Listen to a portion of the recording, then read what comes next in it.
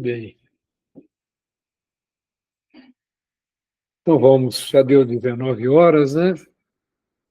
Então vamos agradecer a Deus, ao nosso Mestre Jesus, nosso amigo, a espiritualidade do nosso cantinho, né? Que sempre está no proteger, apoiar, nos inspirar nessa tarefa, né? De estudarmos as obras espíritas, né? E pela alegria de estar estudando esse livro tão importante, né, para a doutrina espírita. Eu diria que é um dos livros que casam a questão doutrinária, né, questão evangélica e a questão do caminhar de todos nós, né? Então, a gente agradece muito ao Chico, né, que nos trouxe, ao Emmanuel, que nos trouxeram essa obra maravilhosa, é ao Paulo, né, o nosso o o nosso amigo Paulo, né, Paulo de Tarso, que vem nos dar um exemplo de que tudo é possível com o Mestre Jesus, né? E a gente dedica a nossa oração, os nossos sentimentos, à equipe espiritual do nosso cantinho, focalizando lá na sala 1, no centro da mesa, para que a gente deite lá o nosso buquê de rosas, cada rosa representando o carinho, o amor de cada um do participante, né? Cada um levando o seu perfume, a sua caridade, o seu carinho, a todas as tarefas que acontecem no nosso cantinho. E assim nós oramos como Jesus nos ensinou. Pai nosso que estais nos céus, santificado seja o teu nome, venha a nós o teu reino, seja feita a tua vontade, assim na terra como nos céus. O pão nosso de cada dia dai-nos hoje. Perdoe, Pai, as nossas dívidas. Perdoe, Pai, as nossas ofensas, na medida que nós vamos perdoando aos nossos devedores e ofensores. E, Pai, não nos deixes cair em tentação e livra-nos, Senhor, de todo o mal. Só fazendo um resuminho, né? A gente está estudando o capítulo 1, né?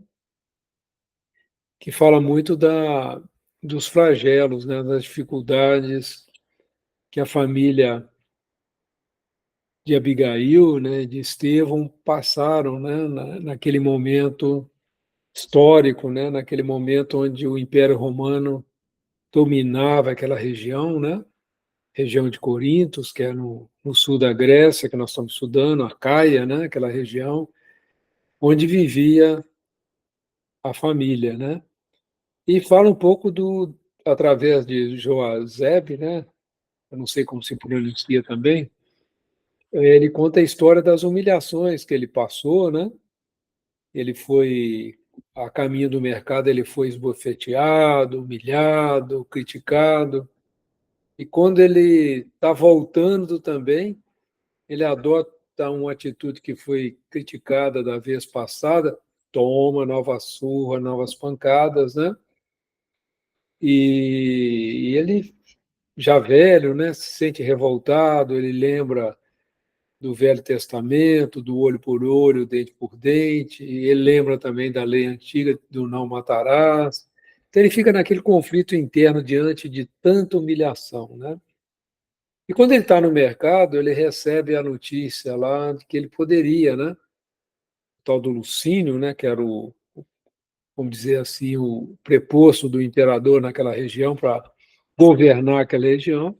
Ele propõe que aqueles que se sentissem prejudicados fossem até ao plenário lá levar suas reivindicações e tudo. E ele, como já tinha sido bastante, vamos dizer assim, roubado, né, vamos usar essa palavra, por esse mesmo encarregado do governo lá, bom, já que ele pensa, né, em ir lá, né, passa pela mente dele de aceitar esse convite. Muitos perceberam que aquilo era uma grande armadilha, né? E mas o velho, ele pensa diferente, ele como ele sofreu muito, ainda mais em cima de todas aquelas humilhações, ele cai nessa ideia, né, de ir lá reclamar e tudo, mas agora a gente dando continuidade, a gente vai ver como que ele vai se comportar, né? Então, isso, nós paramos aqui no profundamente humilhado, né? Bom, só um minutinho. Alguém quer fazer algum comentário, colocar alguma questão para nós? Tudo tranquilo? Então, acho que a Cláudia vai me dar uma ajudinha aqui. Profundamente humilhado e presa de angustiosos pensamentos, buscou recolher-se ao lar, onde se aconselharia com os filhos, Só um minutinho, Cláudia. muito amados, em cujo afeto encontraria de certo a necessária inspiração. Sua modesta vivenda não demorava longe, e, ainda à distância, acabrunhado, entreviu o singelo e pequenino teto do qual fizera a edícula do seu amor. Presto, enveredou na trilha que terminava na cancelinha tosca, quase afogada pelas roseiras de Abigail, a exalarem forte e delicioso perfume. As árvores verdes e copadas espalhavam frescor e sombra, que atenuavam o rigor do sol.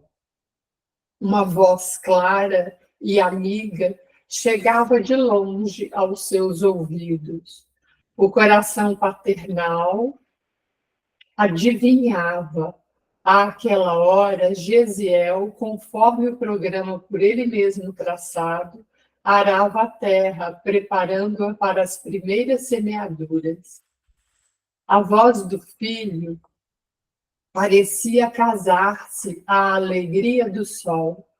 A velha canção hebraica que lhe saía dos lábios quentes de mocidade era um hino de exaltação ao trabalho e à natureza. Os versos harmoniosos falavam do amor à terra e da proteção constante de Deus. O generoso pai afogava a custo as lágrimas do coração. A melodia popular sugeria-lhe um mundo de reflexões. Não havia trabalhado a existência inteira? Não se presumia um homem honesto nos mínimos atos da vida para jamais perder o título de justo? Entretanto, o sangue da perseguição cruel ali estava a pingar-lhe da barba veneranda sobre a túnica branca e indene de qualquer mácula que lhe pudesse atormentar a consciência. Ainda não transpusera o cercado rústico da vivenda humilde, quando uma voz cariciosa lhe gritava, assustadiça e veemente: Pai, pai, que sangue é esse? Uma jovem de notável formosura corria a abraçá-lo com imensa ternura, ao mesmo tempo em que ele arrancava o cesto das mãos trêmulas e doloridas. Abigail, na candidez dos seus 18 anos, era um gracioso resumo de todos os encantos das mulheres da sua raça. Os cabelos sedosos caíam-lhe em anéis caprichosos sobre os ombros, emoldurando-lhe o rosto atraente num conjunto harmonioso de simpatia e beleza. No entanto, o que mais impressionava no seu talhe esbelto de menina e moça eram os olhos profundamente negros, nos quais intensa vibração interior parecia falar dos mais elevados mistérios do amor e da vida. Muito bom. A gente percebe aí que Emmanuel tem um cuidado, né, de descrever o local simples que eles viviam, mas de uma beleza. Não sei se vocês conseguiram adentrar no ambiente, né? Imaginar aquelas roseiras, os perfumes, né? que exalavam, o trabalho no campo, né?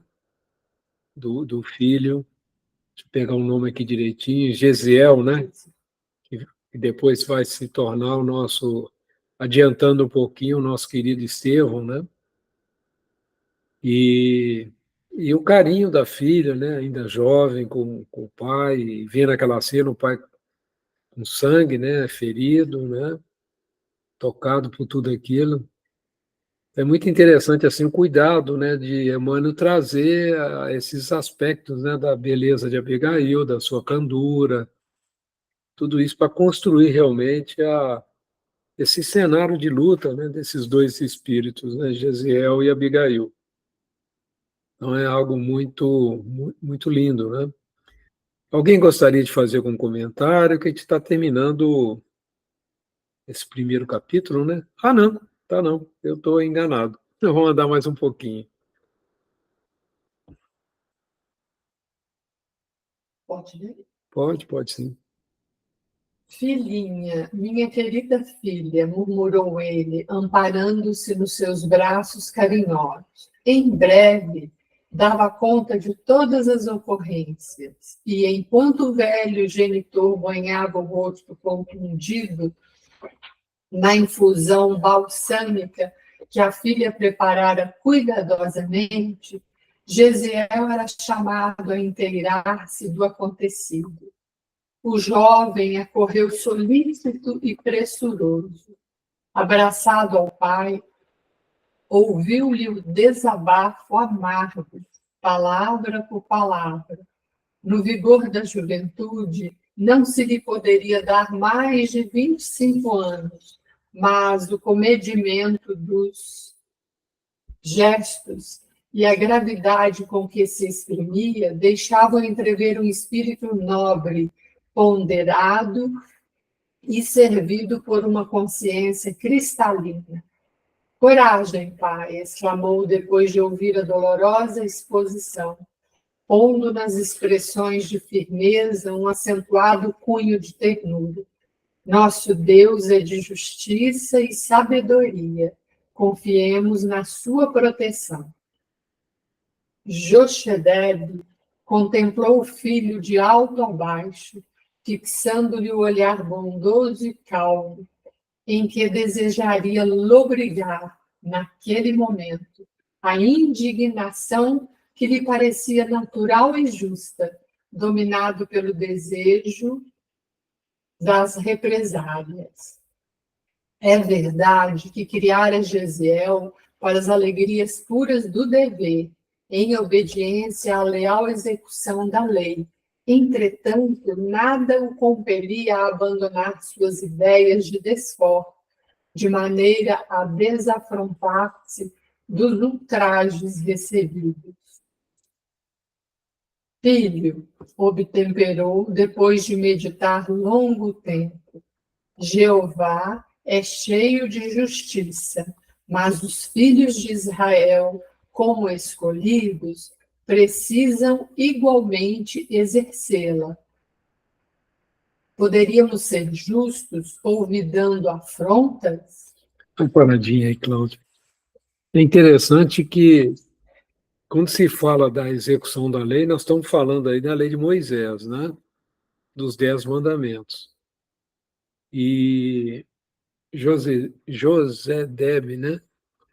Josedeb está meditando sobre isso e é muito interessante que ele fica ali entre o olho por olho, dente por dente, né? A necessidade da desforra, e é uma situação realmente bastante, a gente se colocando no lugar dele, né? Imagina a gente passar por toda, já com idade, passar por toda aquela humilhação, né?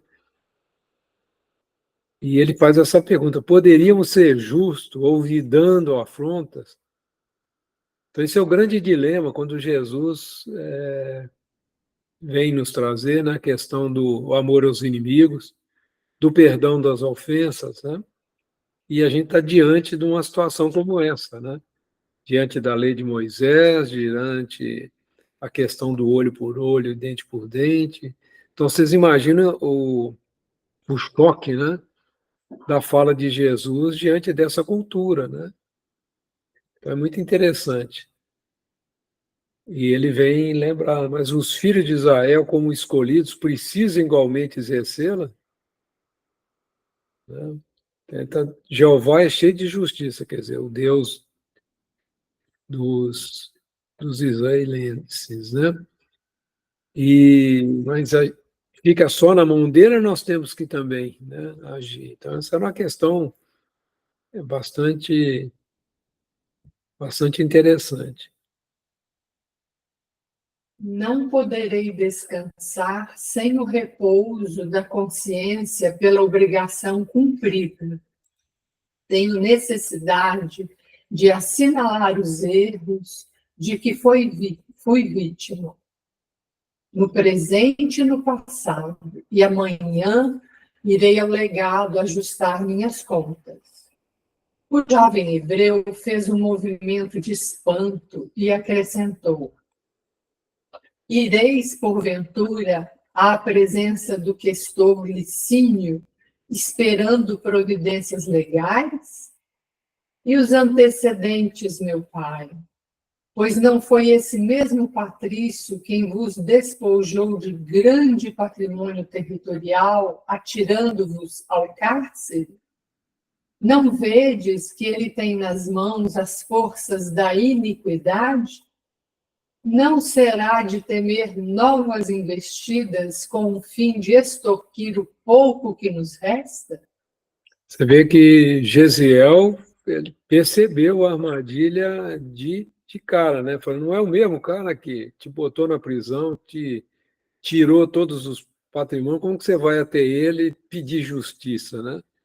Ele é o próprio tem nas mãos as forças da iniquidade, quer dizer, você vê a ponderação de Gesiel, né? Mas vamos em frente.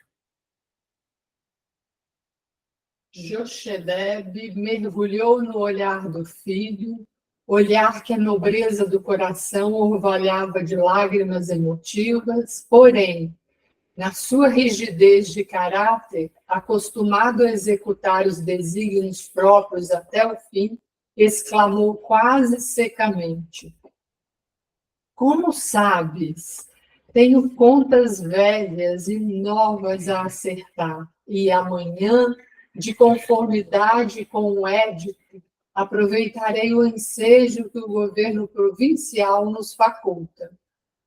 Meu pai, suplico-vos, advertiu o rapaz, entre respeitoso e carinhoso, não lanceis mão desses recursos.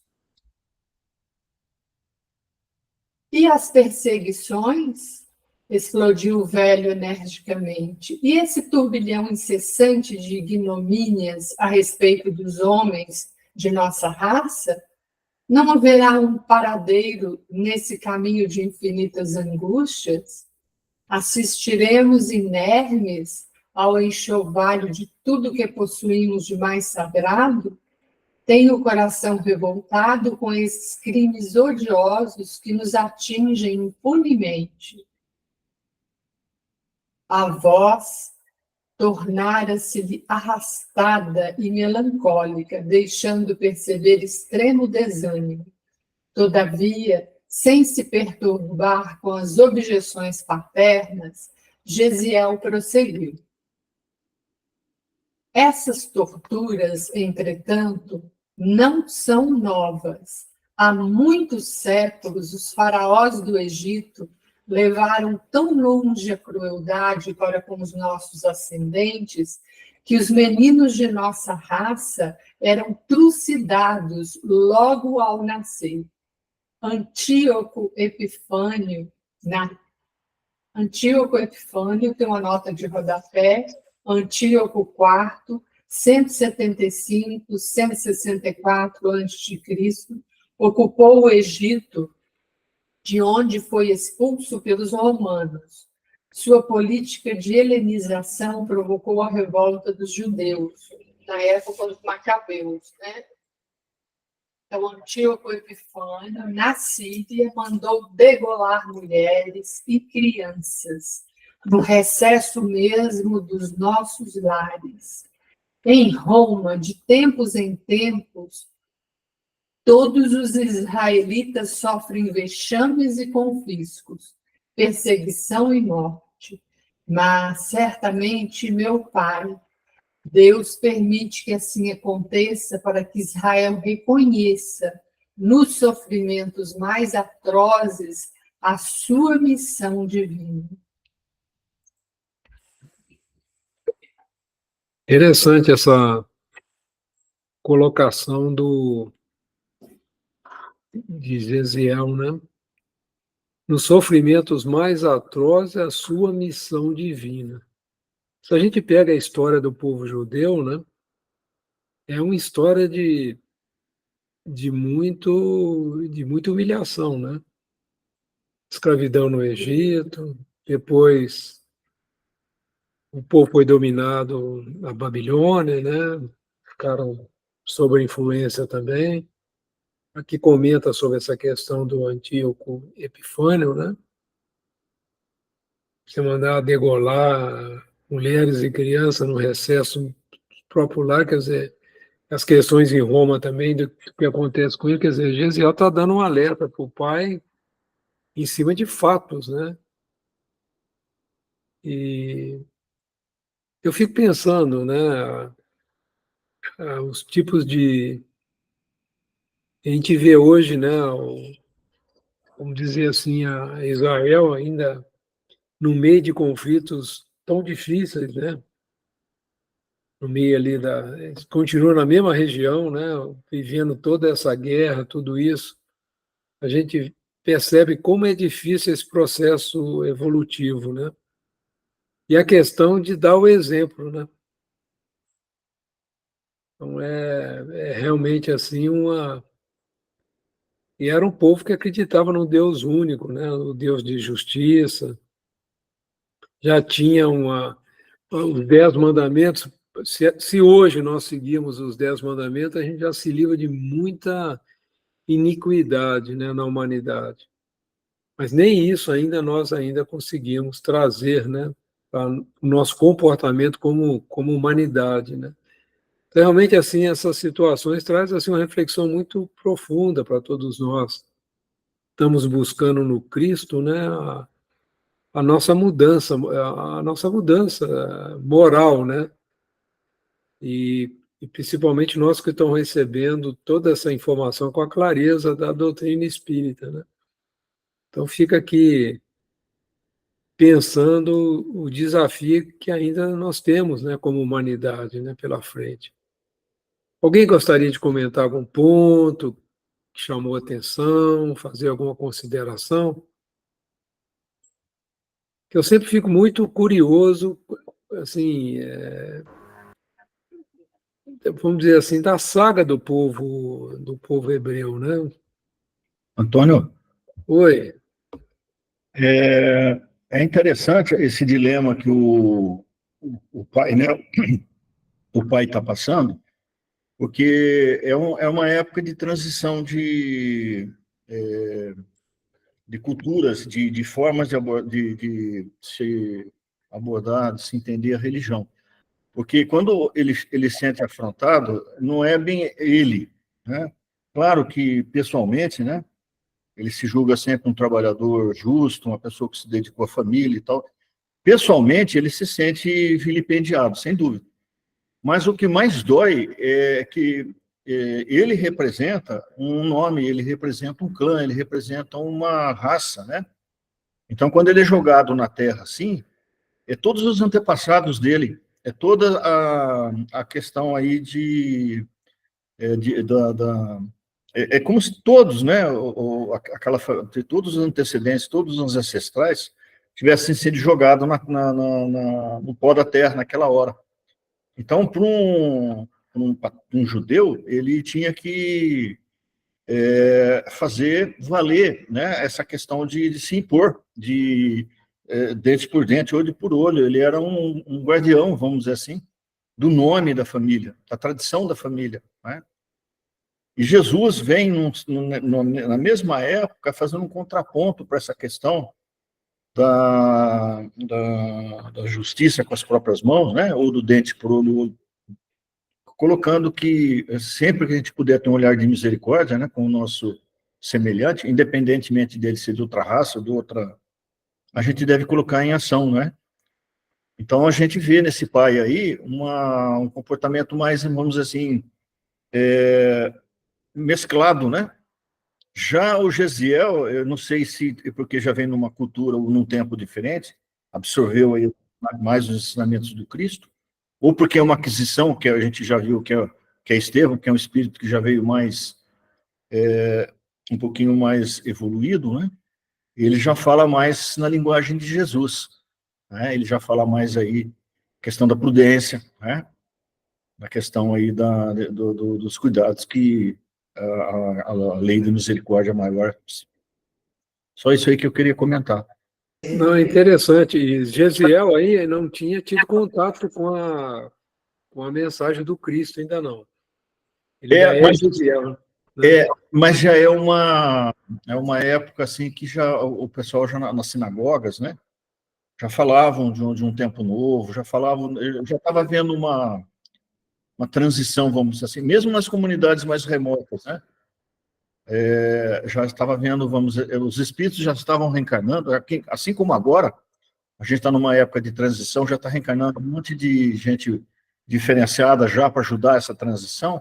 Naquele tempo também já estava vendo muito espírito já da escola de Gesiel para ajudar a propagar aí os ensinamentos do Cristo. Por isso que quando a mensagem chegava para eles, ela já chegava fácil, entendida, né? Porque eles já estavam na sintonia, eles já vieram do plano espiritual meio que já prontos, né? Com a mensagem nova. É só um comentário aí. É interessante você falar, porque a gente tem notícia que nesse período da vinda do Cristo, nós saímos de mundo primitivo, né? Foi uma fase de transição para mundo de prova e expiação. Foi um momento de transição, né? Entre 200 anos antes de Cristo e Cristo veio dar o marco, né? Segundo algumas colocações. Não sei se isso aí se faz uma verdade, mas houve uma transição também naquele período. O que você está colocando, assim, sempre vai ter essa turbulência, né? Esse mexer com valores, né? E foi exatamente no núcleo de poder que é o Império Romano, né? Que acontece todo esse processo. E é interessante a gente trazer para os nossos dias o que nós estamos vivendo agora, né?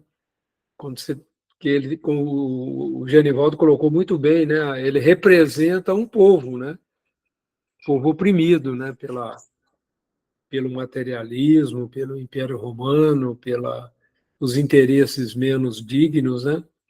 Então é interessante a gente fazer a meditação, porque sempre a grande pergunta nesse processo de transição, o que nós precisamos para atingir esse, vamos dizer assim, o auge, né, da gente sair de mundo de prova e expiação para mundo em regeneração? Qual é o ponto fundamental?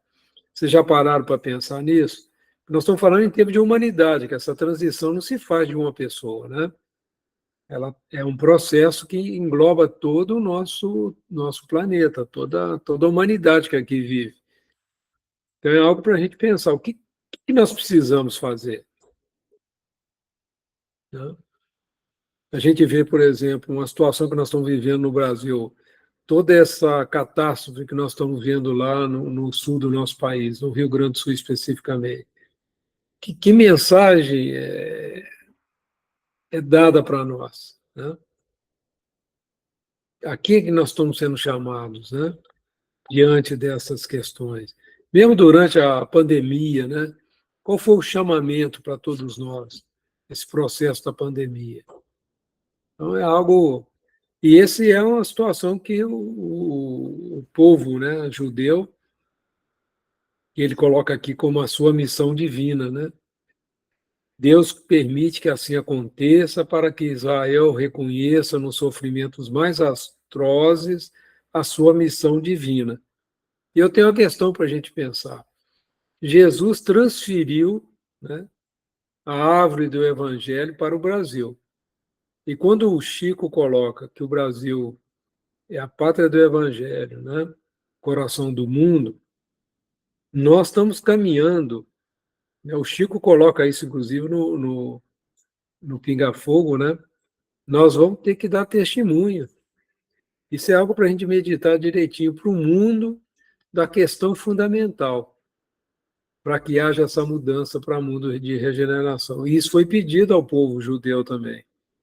E é muito interessante a gente pensar nisso. Que tipo de testemunho nós vamos precisar, nós que realmente estivemos imbuídos na doutrina e tudo.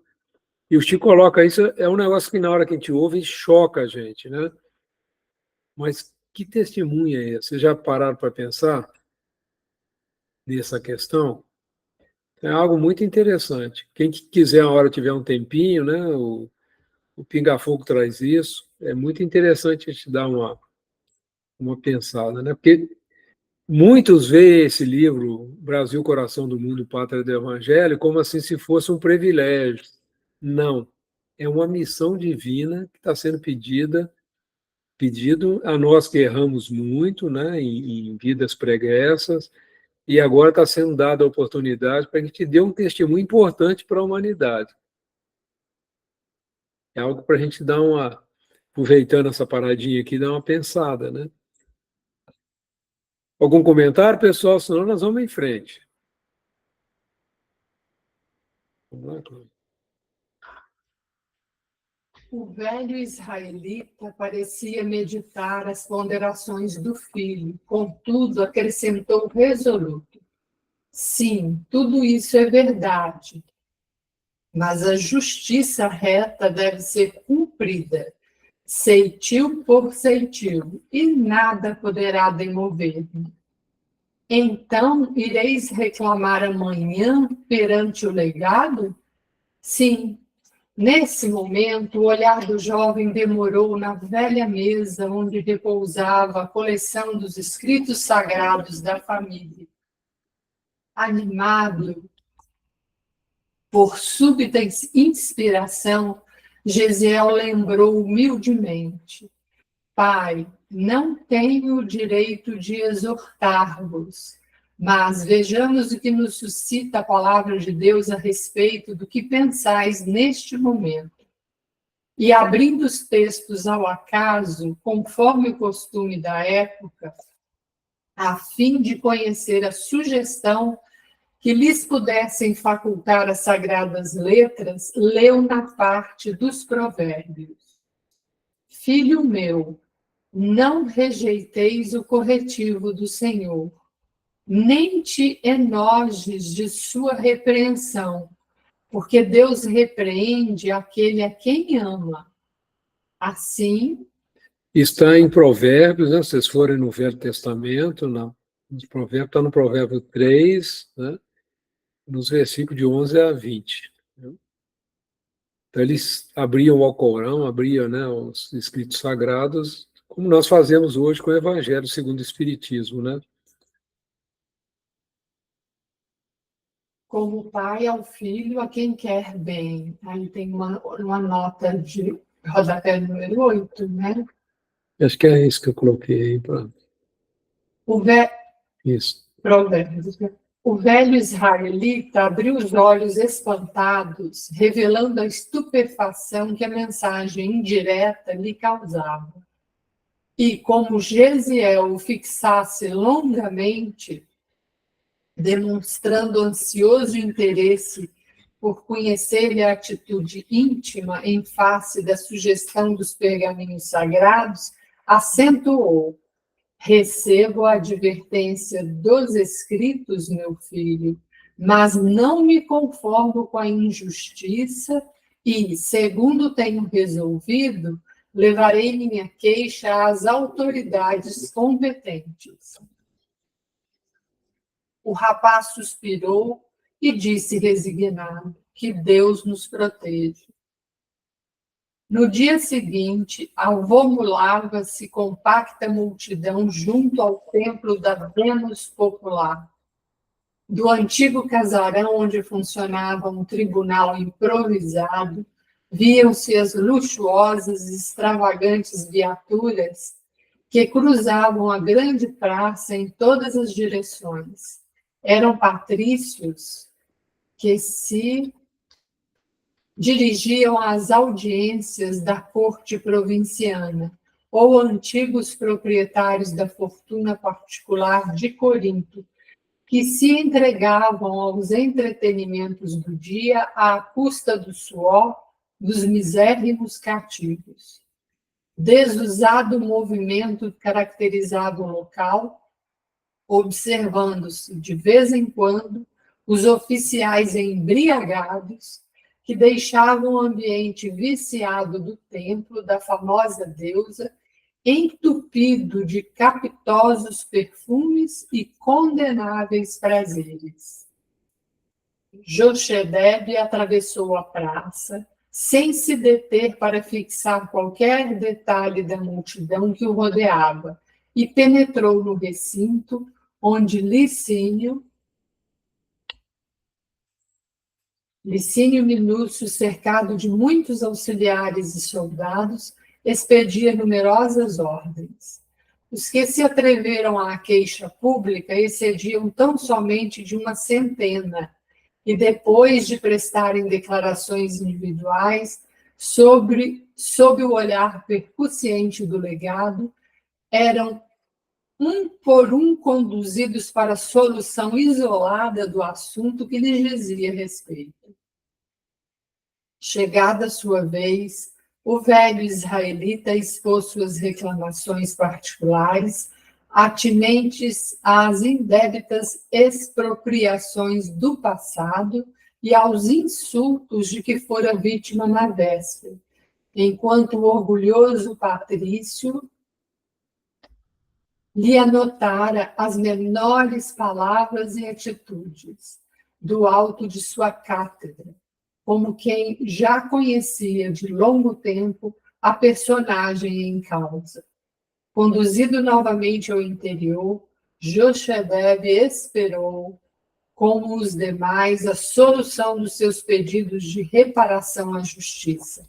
Mas, aos poucos, quando outros eram convocados nominalmente ao acerto das contas com o governo provincial, reparava que o antigo casarão se envolvia em grande silêncio, percebendo que sua vez possivelmente fora adiada por circunstâncias que não podia presumir.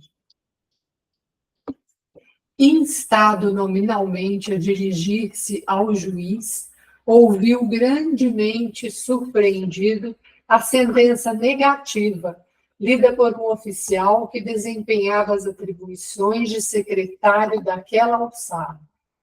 O legado imperial, em nome de César, resolve ordenar o confisco da suposta propriedade de Jochebed ben Jarré, concedendo-lhe 3 dias para desocupar as terras que ocupa indebitamente, visto pertencerem com fundamento legal ao questor Licínio Minúcio, habilitado a provar a qualquer tempo seus direitos de propriedade.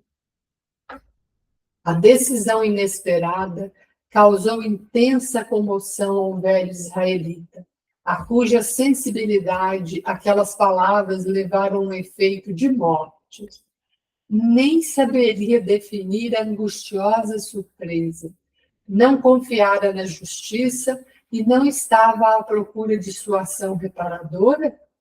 Queria gritar o seu ódio, manifestar suas pungentes desilusões, mas a língua estava como que petrificada na boca, retraída e trêmula. Após 1 minuto de profunda ansiedade, fixou no alto a figura detestada do antigo patrício, que lhe causava agora derradeira ruína, e, envolvendo-o na vibração colérica da alma revoltada e sofredora, encontrou energias para dizer: ó ilustríssimo questor, onde está a equidade das vossas sentenças? Venho até aqui implorando a intervenção da justiça e me retribuís a confiança com mais uma extorsão que me aniquilará a existência? No passado, sofri a desapropriação descabida de todos os meus bens territoriais, conservando com enormes sacrifícios a chácara humilde, onde pretendo esperar a morte. Será crível que vós, dono de opulentos latifúndios, não sentais remorso em subtrair ao mísero velho a derradeira códea de pão? O orgulhoso romano, sem um gesto que denotasse a mais leve emoção, retrucou secamente: ponha-se na rua e que ninguém discuta as decisões imperiais.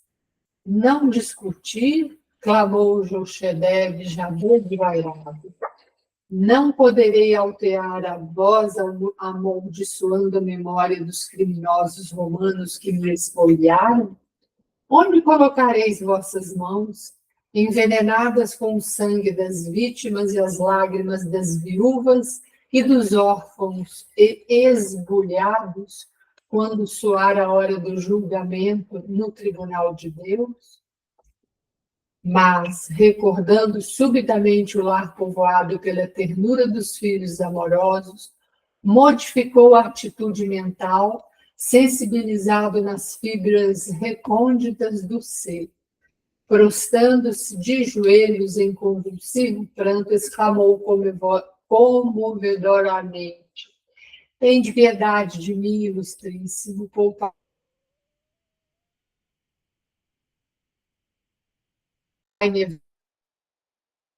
e, acima de tudo, sou pai. Meus filhos esperam-me com o beijo da sua afeição sincera e desvelada. E acrescentava, afogado em lágrimas: tenho 2 filhos que são 2 esperanças do coração. Poupai-me por Deus. Prometo conformar-me com esse pouco, nunca mais reclamarei. Entretanto, o legado impassível respondeu com frieza, dirigindo-se a um soldado: Espartaco, para que esse judeu impertinente se afaste do recinto, com as suas lamentações. 10 bastonadas. O preposto formalizou-se para cumprir imediatamente a ordem, mas o juiz implacável acrescentou: tenha cuidado em não lhe cortar o rosto, para que o sangue não escandalize os transeuntes. De joelhos, o pobre Jochedev suportou o castigo, e, terminada a prova, levantou-se cambaleante, alcançando a praça ensolarada, sob as risotas disfarçadas de quantos haviam presenciado o ignóbil espetáculo. Nunca em sua vida experimentara tão intenso desespero como naquela hora. Quereria chorar e tinha os olhos frios e secos. Lamentara a desdita imensa e os lábios estavam petrificados de revolta e dor. Parecia um sonâmbulo, vagando inconsciente entre as viaturas e os transeuntes que se aglomeravam na praça enorme. Contemplou com extrema e íntima repugnância o templo de Vênus. Desejava ter voz estentórica e poderosa para humilhar todos os circunstantes com a palavra da condenação. Observando as cortesãs coroadas que o encontravam, as armaduras dos tribunos romanos e a ociosa atitude dos afortunados que passavam despercebidos do seu martírio, molemente recostados nas liteiras vistosas da época, sentiu-se como que mergulhado num dos pântanos mais odiosos do mundo, entre os pecados que os profetas da sua raça jamais se cansaram de profligar, com todas as veras do coração consagrado ao Todo-Poderoso. Corinto, a seus olhos, era uma nova edição da Babilônia, condenada e desprezível. De súbito, apesar dos tormentos que lhe perturbavam a alma exausta, recordou novamente os filhos queridos, sentindo por antecipação a profunda amargura que a notícia da sentença lhes causaria ao espírito sensível e afetuoso. A lembrança da ternura de Gesiel enternecia-lhe o peito, galvanizado no sofrimento. Teve a impressão de vê-lo ainda a seus pés, suplicando desistisse de qualquer reclamação, e aos ouvidos ecoava-lhe agora, com mais intensidade, a exortação dos escritos. Filho meu, não rejeites a repreensão do Senhor. Ao mesmo tempo, porém, ideias destruidoras invadiam o cérebro cansado e dolorido. A lei sagrada estava cheia de símbolos de justiça. Para ele, impunha-se como dever soberano providenciar a reparação que lhe parecia conveniente. Agora, em desolação suprema, regressava ao lar, despojado de tudo que possuía de mais humilde e mais simples, e já no fim da vida. Como lhe viria o pão de amanhã? Sem elementos de trabalho e sem teto, via-se constrangido a peregrinar, em situação parasitária, ao lado da juventude dos filhos. Inenarrável martírio moral sufocava-lhe o coração. Dominado por acerbos pensamentos, aproximou-se do sítio bem-amado, onde edificara o ninho familiar. O sol quente da tarde fazia mais doce à sombra das árvores, de ramarias verdes e abundantes. Jochebed avançou no terreno, que era propriedade sua, e, angustiado pela perspectiva de abandoná-lo para sempre, deu ensejo a que terríveis tentações lhe desvairassem a mente. As terras do vizinho não se limitavam com a chácara, afastando-se do caminho que o levava ao ambiente doméstico, penetrou nos matagais próximos e, depois de alguns passos, demorou o olhar na linha de demarcação entre ele e o seu verdugo. As pastagens do outro lado não pareciam bem cuidadas. À falta de melhor distribuição da água comum, certa secura geral fazia-se sentir asperamente. Apenas algumas árvores isoladas amenizavam a paisagem com a sua sombra, refrescando a região abandonada, entre espinheiros e parasitas que sufocavam as ervas úteis. Obcecado pela ideia de reparação e vingança, o velho israelita deliberou incendiar as pastagens próximas. Não consultaria os filhos, que possivelmente dobrariam seu espírito, inclinados à tolerância e à benignidade. Jochebed recuou alguns passos e, recorrendo ao material de serviço ali guardado nas proximidades, fez o fogo com que acendeu um feixe de ervas ressequidas. O rastilho comunicou-se célere, e em rápidos minutos o incêndio das pastagens propagava-se com a velocidade do relâmpago. Terminada a tarefa, sob a penosa impressão dos ossos doloridos, regressou cambaleante ao lar, onde Abigail o inquiriu inutilmente dos motivos de tão profundo abatimento. Jochebed deitou-se à espera do filho, mas, dentro em pouco, um ruído ensurdecedor ecoava-lhe aos ouvidos. Não longe da chácara, o fogo destruía árvores amigas e frondes robustas, reduzindo pastos verdes a punhados de cinzas. Grande área ardia irremediavelmente, escutando-se os gritos lamentosos das aves que fugiam espavoridas.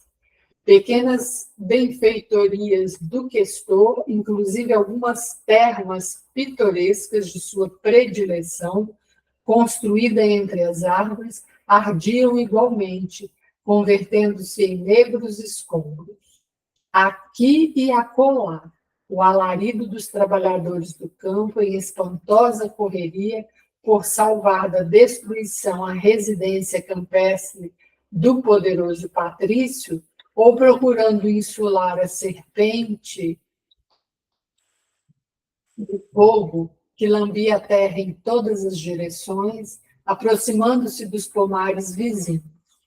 Algumas horas de ansiedade espalharam as mais angustiosas expectativas, mas, ao fim da tarde, o incêndio fora dominado depois de ingentes esforços. Debalde, o velho judeu enviara mensagens à procura do filho, dentro dos círculos de serviço da sua pequena herdade. Desejava falar a Gesiel das suas necessidades e da situação tormentosa em que se encontravam novamente, ansioso por descansar a mente, atormentada nas palavras dulcificantes da sua ternura filial. Entretanto, somente à noite, com as vestes chamuscadas e as mãos ligeiramente feridas, o jovem entrou em casa, deixando entrever no cansaço da fisionomia a laboriosa tarefa que se impusera. Abigail não se surpreendeu com o seu aspecto, entendendo que o irmão não deixara de auxiliar os companheiros de trabalho da vizinhança nas ocorrências da tarde, preparando-lhe aos pés cansados e às mãos doloridas o banho de água aromatizada, mas, tão logo viu e notou as mãos feridas, foi com espanto para Jochebed, que Jochebed exclamou: "Onde estivestes, filho meu?" Gesiel falou da cooperação espontânea no salvamento da propriedade vizinha. E, à medida que relatava os tristes sucessos do dia, o pai deixava trair a própria angústia na face sombria, em que se estereotipavam os traços rudes da revolta que lhe demorava o coração. Ao cabo de alguns minutos, erguendo a voz desalentada, falou com profunda emoção: "Meus filhos, custa dizer-lhes, mas fomos espoliados na derradeira migalha que nos resta. Reprovando minha reclamação sincera e justa, o legado de César determinou o sequestro do nosso próprio lar. A iníqua sentença é o passaporte da nossa ruína total. Pelas suas disposições, somos obrigados a abandonar a chácara em 3 dias. Elevando os olhos para o alto, como a insistir junto à divina misericórdia, exclamava com um olhar embaciado de lágrimas: "Tudo perdido. Por que fui assim desamparado, meu Deus? Onde a liberdade do nosso povo fiel, se em toda parte nos exterminam e perseguem sem piedade?" Grossas lágrimas escorriam-lhe pelas faces, enquanto com a voz trêmula narrava aos filhos os pesados tormentos de que fora vítima. Abigail osculava-lhe as mãos enternecidamente, e Gesiel, sem qualquer alusão à rebeldia paterna, abraçava-o depois da sua dolorosa exposição, consolando-o com amor. "Meu pai, por que vos atemorizardes? Deus nunca é avaro de misericórdia. Os escritos sagrados nos ensinam que ele, antes de tudo, é o Pai desvelado de todos os vencidos da terra. Essas derrotas chegam e passam. Tendes os meus braços e o cuidado afetuoso de Abigail. Por que lastimar, se amanhã mesmo, com o socorro divino, poderemos sair desta casa para buscar outra em qualquer parte, a fim de nos consagrarmos ao trabalho honesto? Deus não guiou o nosso povo expulso do lar através do oceano e do deserto? Por que negaria, então, seu apoio a nós, que tanto amamos neste mundo? Ele é a nossa bússola e a nossa casa. Os olhos de Gesiel fixavam o velho genitor em uma atitude de súplica profundamente cariciosa. Suas palavras revelavam mais doce enternecimento no coração. Jochebed não era insensível àquelas formosas manifestações de carinho, mas, ante a revelação de tanta confiança no poder divino, sentia-se envergonhado depois do ato extremo que praticara, descansando na ternura que a presença dos filhos lhe oferecia ao espírito desolado, dava curso às lágrimas dolorosas que lhe fluíam da alma pungida por acerbas desilusões. Entretanto, Gesiel continuava: não choreis, meu pai, contai conosco. Amanhã eu próprio providenciarei a nossa retirada, como se faz preciso.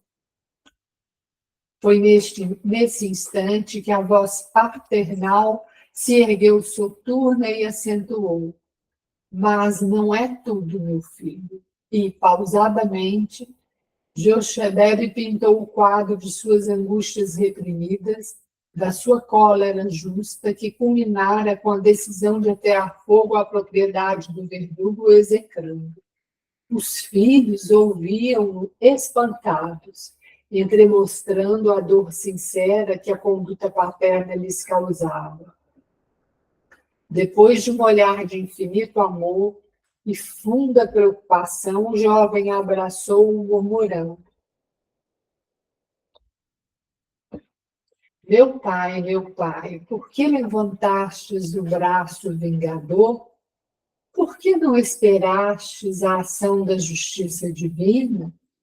Embora perturbado pelas afetuosas admoestações, o interpelado esclarecia: está escrito nos mandamentos, não furtarás. E fazendo o que fiz, procurei retificar um desvio da lei, porquanto fomos expoliados de tudo que constitui o nosso humilde patrimônio. Acima de todas as determinações, porém, meu pai, acentuou Gesiel sem irritação, Deus mandou gravar o ensinamento do amor, recomendando que o amássemos sobre todas as coisas, de todo o coração e todo o entendimento. Amo o Altíssimo, mas não posso amar o romano cruel, suspirou Jochebed amargurado. Mas, como revelarmos dedicação ao Todo-Poderoso que está nos céus? Continuou o jovem compadecido, destruindo suas obras? Vamos parar aqui, né?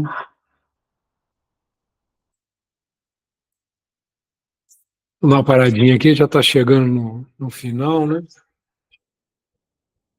Aqui a gente tem uma situação para a gente fazer uma reflexão, né?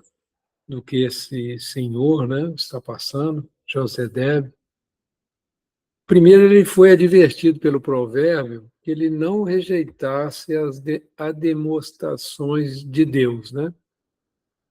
E que Deus estava procurando corrigir nesse coração? Essa é uma pergunta para a próxima semana, né?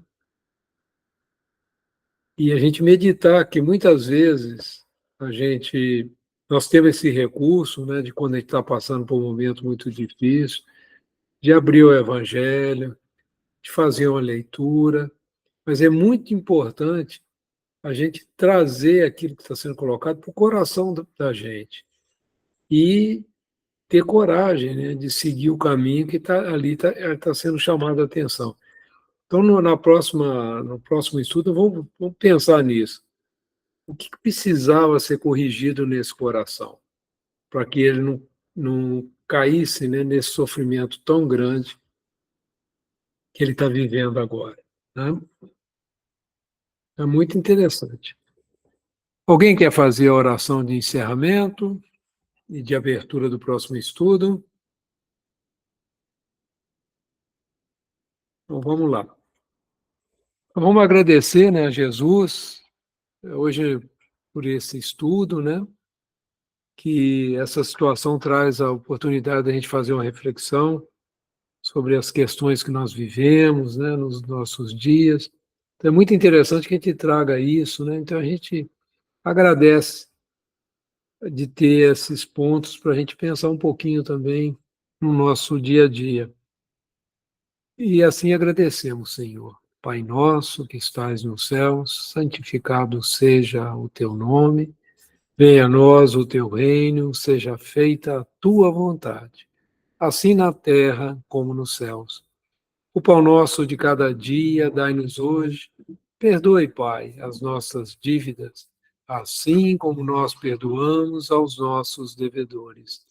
Não nos deixes cair em tentação e livra-nos, Senhor, de todo o mal, que assim seja. Muito bem, deixa eu parar a gravação aqui.